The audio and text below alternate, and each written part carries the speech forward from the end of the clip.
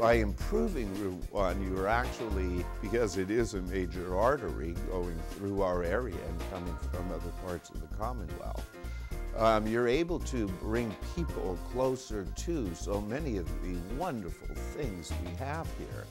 When I consider Route 1 being the historical route that it is, and it takes you right through what our historical triangle in Fairfax County is, which is Mount Vernon, Gunston Hall, and Woodlawn, it is really a wonderful synergy and marriage of the history of our county, as well as a major highway that has really developed this country over the years on the eastern seaboard. Besides being able to live, work, and play in the area, the community expands its revenue base and tax base so that the county and the state and the community can have these benefits of more money being put into infrastructure that is needed, into amenities that the county is responsible for, and it gives the supervisors on both sides of the Richmond Highway corridor a good hand from which to deal. Richmond Highway has had a lot of older structures, and so it needs renewal in order to, one, increase our tax base, make it much more inviting for people to come and visit and be a destination, not just a pass-through like it is today. And so a lot of the work that we do on land use is try to look for better uses of the land in order to attract not only investments, but people coming. And that improves everybody's quality of life.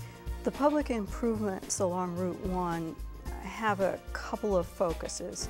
One is that we need to do more mass transit-like transportation improvements, whether that is bus lanes or actually a light rail. That kind of focus needs to happen. That said, having Richmond Highway as a pass-through is not actually what we want to do in the long run.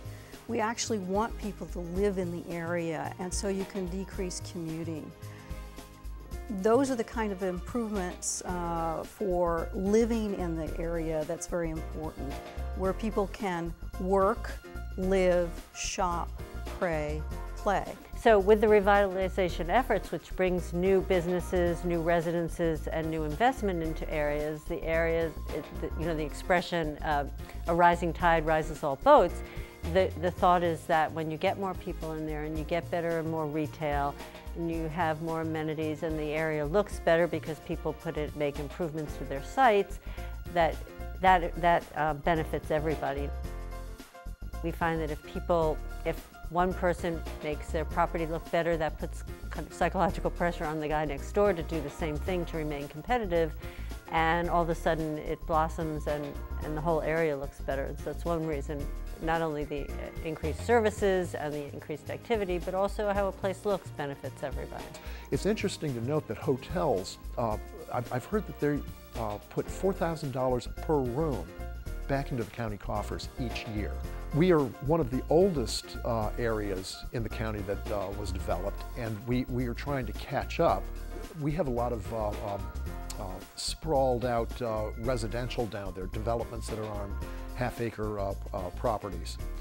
And smaller than that also, but it is not a very densely populated area. And to get these amenities, instead of Route 1 just being the place to drive through, it actually becomes a place where you can stop and actually spend some time. So any additional tourism that comes in benefits a community in job creation, quality of life, as well as economic development.